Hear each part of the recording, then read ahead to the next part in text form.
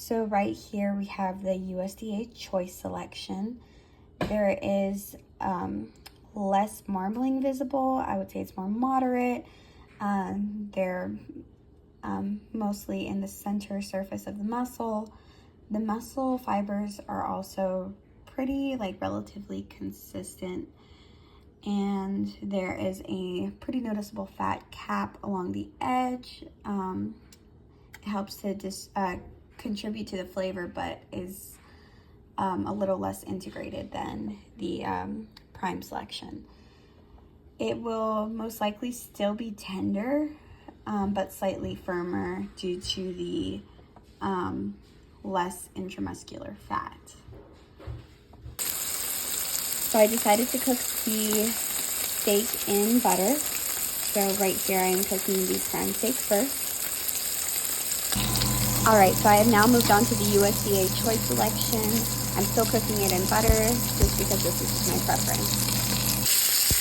Alright, so I just flipped it, so now we're on to the other side. As you can see, there is a good amount of browning.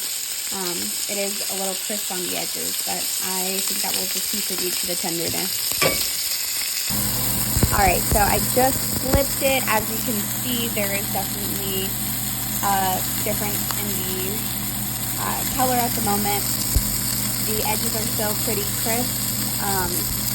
This is just my preference. I do like my meat to be a little more on the drier side. Alright, so I just pulled them both out of the oven. I made sure to check the temperature first. They are both out around 121 degrees. And then I went ahead and cut them to kind of make a good comparison on the color inside of each of them. So the first one is the Prime grade, and then the second one is the USDA Choice grade.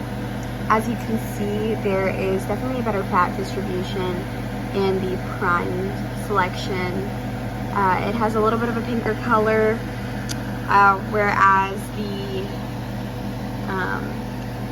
Choice Selection, there seems to be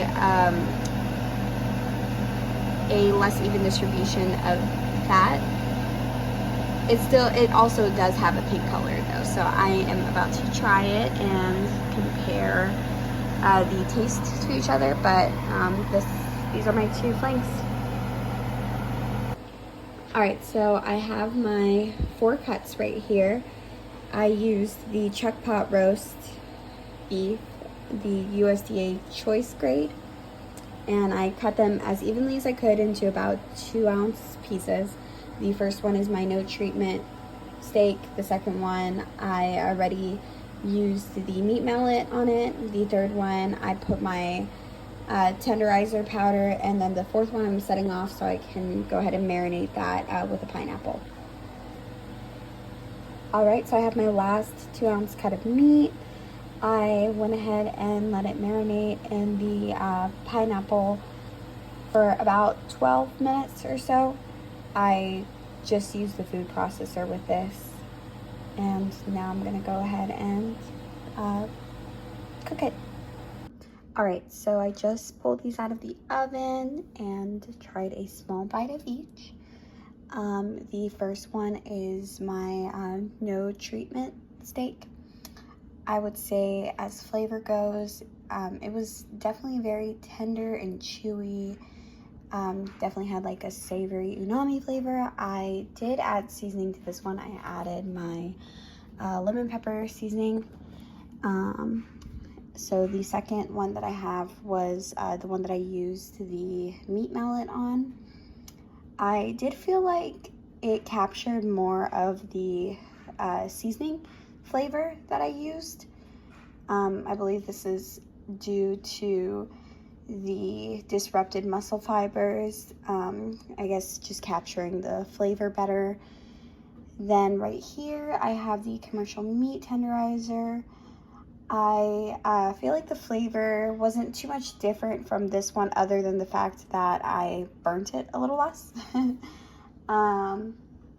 Though I did feel like there was a slight aftertaste that I did not taste with the previous one. I'm not sure if this was due to the tenderizer that I used, though it was unflavored. or possibly due to the added enzymes. So then the last one that I did, there were definitely some very tropical sweet notes to it. I felt like there was a better balance of umami savory with the sweetness from the pineapple. And I felt like it still captured a very tender taste, most likely due to the natural enzymes from the pineapple. And yeah, that is it.